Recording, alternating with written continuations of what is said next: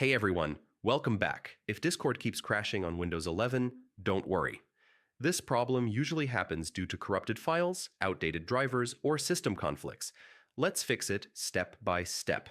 Step 1. Restart Discord and your PC, close Discord, and completely using Task Manager, then reopen it. If it still crashes, restart your computer to clear temporary system issues. Step 2. Run Discord as administrator. Right-click the Discord shortcut and choose Run as Administrator.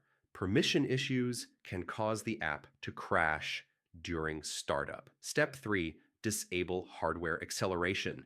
If Discord opens briefly before crashing, go to User Settings, then Advanced, and turn off hardware acceleration, then restart Discord. GPU conflicts often cause crashes. Step 4. Clear Discord cache files. Press Windows plus R, type %appdata% and delete the Discord folder. Then open %local app data% and delete the Discord folder there too. Corrupted cache files are a major cause of crashes. Step 5. Update graphics and audio drivers. Go to Device Manager and update your display and sound drivers. Outdated drivers can conflict with Discord's rendering system. Step 6. Check antivirus or firewall. Security software might interfere with Discord. Temporarily disable it and test again. Step 7. Reinstall Discord fresh.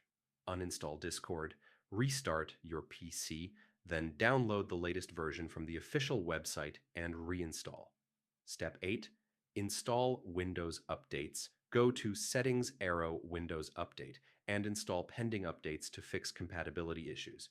Most crashes happen because of corrupted files, driver problems, or hardware acceleration conflicts. Follow these steps, and Discord should run smoothly again on Windows 11. See you in the next guide.